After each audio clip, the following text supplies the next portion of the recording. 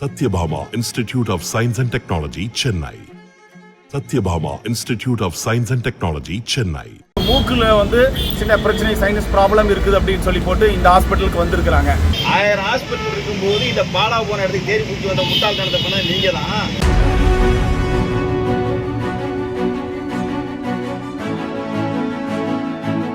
மூக்கை மட்டும் மறக்க வச்சு அந்த ஆப்ரேஷன் பண்ணி முடிச்சாச்சு. கிட்டத்தட்ட ஒரு 15 அல்லது 20 நிமிஷம் தான் எங்களுக்கு ஆகும் அந்த ப்ரொசீஜர் பண்ணுறதுக்கு. பண்ணி முடிச்சாச்சு. பேஷண்ட் நல்லா இருந்தாங்க. கோவை துடியலூர் அருகே தனியார் மருத்துவமனையில் தவறான சிகிச்சையால் பெண் உயிரிழந்ததாக கூறி உறவினர்கள் போராட்டம் நடத்தினர். மூக்கடைப்பு பிரச்சினைக்கு போதிய மருத்துவர் மற்றும் உபகரணங்கள் இல்லாமல் அறுவை சிகிச்சை செய்யப்பட்டதாக அவர்கள் தெரிவித்தனர். அத்தை சகுந்தலா அப்படின்ட்டு மூக்குல சின்ன பிரச்சனை சைனஸ் ப்ராப்ளம் இருக்குது அப்படின்னு சொல்லி போட்டு இந்த ஹாஸ்பிட்டலுக்கு வந்திருக்கிறாங்க. இப்போ காலையில 10 மணிக்கு இன்னைக்கு காலையில 10 மணிக்கு இங்க வந்திருக்கிறாங்க.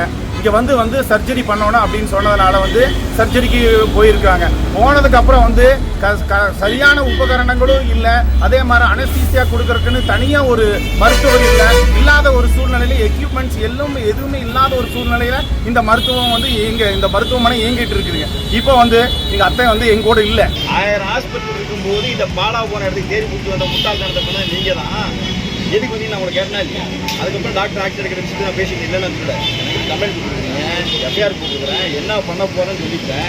அப்போ நீங்களே கூப்பிட்டு பெல்ட் இல்லைனாக்க விசாரணை நீங்களே பண்ண மாதிரி தான் இருக்கும். ஒரு சில விஷயங்கள் சரியா போயிட்டு இருக்கும்போது நான் மாத்திரப்பட்டு அவசரப்பட்டு எடுக்கக்கூடிய முடிவுகள் தவறாக போயிடும்.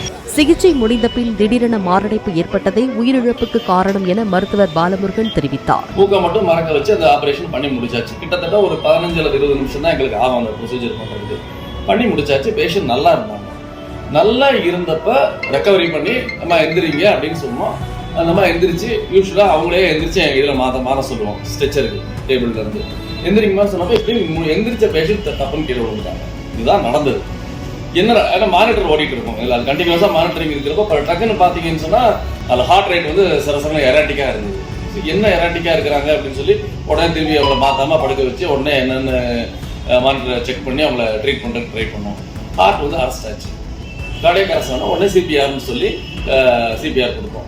இது ஆப்ரேஷன் ஆரம்பிச்சு முடிக்கிறப்ப 12 மணிக்கு முடிச்சிட்டோம். ஆனால் கிட்டத்தட்ட 2 மணி நேரம் அந்த அவங்களோட போராடணும். இப்போ நாங்கள் அந்த நியாயம் கேட்டு தான் இந்த ஊர் பொதுமக்கள் எல்லாருமே நாங்கள் இங்கே சேர்ந்து இங்கே கூடி இருக்கிறோம். இது போன்ற ஒரு தவறான ஒரு இது இன்னும் தொடர் கதையாக ஆயிடக்கூடாது அப்படிங்கிற வேண்டி தான் நாங்கள் நின்று இருக்கிறோம்.